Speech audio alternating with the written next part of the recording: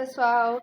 Na aula de hoje a gente vai entender um pouquinho sobre os fósseis. Afinal, o que são os fósseis, professora? Como é que eles são formados? Quando a gente fala dos fósseis, nós estamos falando de restos ou de vestígios que de alguma forma conseguiram ficar preservados, conseguiram se manter preservados após um longo período de tempo, mesmo após sua morte. E isso pode acontecer. Esses restos, podem ser provenientes de animais, podem ser de plantas ou de outros seres vivos. E geralmente acontece em rocha, geralmente um processo de petrificação, digamos assim. E a quantidade de fósseis que nós temos ainda é muito indefinida, porque ainda pode acontecer de muitos fósseis serem descobertos. E a totalidade desses fósseis e a sua colocação nessas variadas rochas, nas camadas sedimentares, nós vamos chamar de registros fósseis. Aí na imagem nós temos dois exemplos. No primeiro, nós temos o que é chamado de trilobita, uma espécie que já existiu há um tempo atrás e que se manteve preservada. Embaixo nós temos um esqueleto totalmente intacto também, que é uma outra forma de registro fóssil.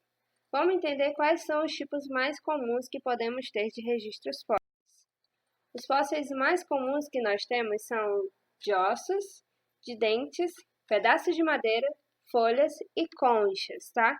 Isso porque são materiais que, querendo ou não, são materiais um pouco mais resistentes à ação do tempo. Talvez aí desses exemplos que eu citei para vocês, o mais frágil sejam as folhas, mas dependendo das condições onde ela caiu, por exemplo, dependendo das condições onde ela esteve, do ambiente onde ela esteve, ela consegue se manter também preservada ao longo do tempo, tá?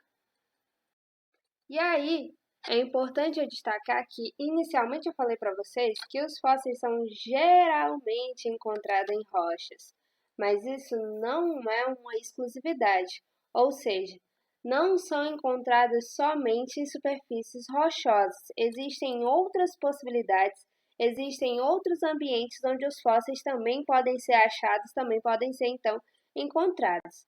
E que outros ambientes são esses? Que outras condições são essas que são capazes também de mantê-los preservados? Então, a gente está falando aí dos fósseis congelados, ou seja, a ação do gelo conseguiu mantê-los aí intactos durante um longo período de tempo. E para comprovar, já foram encontrados fósseis em regiões extremamente frias, como o Alasca, também como a Sibéria, tá? Um ambiente totalmente diferente do ambiente das rochas, mas que não deixam de ser fósseis tais como os das rochas. Ambos são restos que conseguiram se manter, tá? E uma outra característica importante é que os fósseis, esses restos, não necessariamente vão ficar fixados no local onde eles foram mortos, digamos assim. Esses fósseis eles podem ter sido arrastados pelo vento, pela água, para uma outra região, e nessa outra região encontrou condições de se manter preservado. E aqui é um outro exemplo de fóssil também para vocês, que não é sobre a ação do gelo nem sobre a ação das rochas, mas sim sobre a ação de uma resina, tá? Que pode ser produzida por algumas plantas, como o pinheiro. E esse tipo de resina nós vamos chamar de âmbar. É muito comum que esse âmbar consiga preservar pequenos insetos, outros pequenos animais. Mas, em caso isolado, também pode acontecer com animais um pouco mais macro, com animais que sejam um pouco maiores, como já foram encontrados lagartos conservados sob as condições de um âmbar.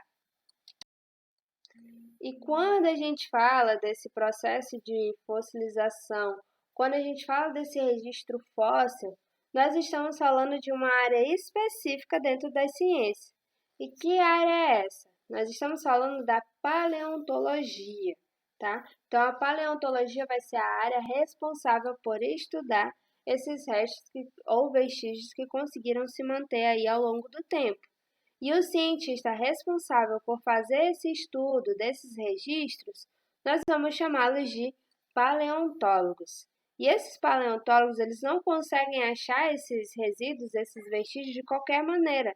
Eles não podem fazer uma exploração usando, por exemplo, de força ou usando qualquer tipo de instrumento. Muito pelo contrário, eles precisam ser bem cirúrgicos no sentido de que precisam utilizar instrumentos, tá, que não danifiquem o que eles estão tentando encontrar, tá? Tem que ser extremamente pacientes e cuidadosos, tem que fazer essas escavações aos poucos e geralmente é feita em áreas onde já foram encontrado algum tipo de vestígio, tá?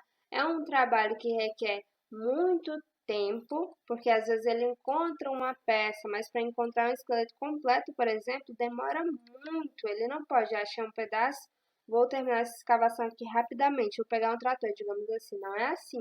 Ele tem que ir devagarzinho, devagarzinho, porque como já está ali há muito tempo, pode ser que se essa exploração for feita de qualquer maneira, acabe danificando o material com o qual ele está tentando ter acesso. Tá? Então é um trabalho muito minucioso e que precisa ser bem cauteloso para que assim consiga ter sucesso, tá bem? E aí, essa história de paleontologia, essa história sobre os fósseis, não é algo de hoje, já acontece há muito tempo esse interesse por essa área, tá?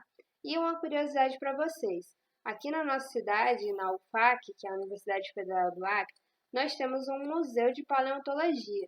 Nesse museu de paleontologia é possível encontrar alguns registros fósseis encontrados aqui na nossa própria cidade, seja em Rio Branco, seja em regiões adjacentes, mas todas do nosso próprio estado. Lá a gente tem registros, por exemplo, de preguiças gigantes, de tartarugas gigantes, de jacarés gigantes que viveram há muito tempo atrás, mas que devido aí às condições do ambiente, a gente sabe que eles ainda existem, só que agora em um tamanho menor comparado ao anterior, não é isso?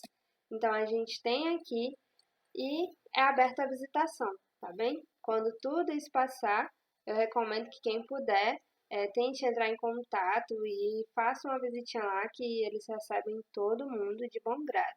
Então é isso, pessoal. Nessa aula de hoje a gente teve uma introdução sobre essa parte dos fósseis. Na próxima aula nós vamos entender quais são os tipos de fossilização. Então, até a próxima aula e espero vocês na aula do Zoom.